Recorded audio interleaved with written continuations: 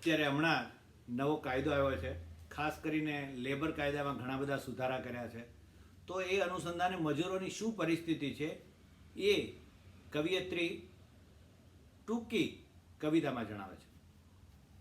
મજૂરે પોતાના અધિકારો વિશે જ્યારે બોલવાનો પ્રયત્ન કર્યો, મજૂરોએ પોતાના અધિકાર વિશે જ્યારે બોલવાનો પ્રયત્ન કર્યો ત્યારે કેટલાક ઈશ્વર ભક્તોએ તેમને પ્રાર્થના કરવાનું કહ્યું, અને ત્યાર પછી આચરવામાં આવતી પ્રત્યેક હિંસા કે અત્યાચાર એમને માટે ઈશ્વર દ્વારા લેવાતી પરીક્ષા બની ગઈ.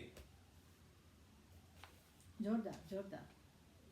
ત્યારે ક્રિશ્ચન મિશનરીઓ આવી ત્યારે એમના હાથમાં બાઇબલ હતું, અને કેન્યાના સામાન્ય જમીનના ધારકો કે જે ગરીબ હતા, ખેતી કરીને પોતાનું જીવન જીવતા હતા, એમના નામે જમીન હતી.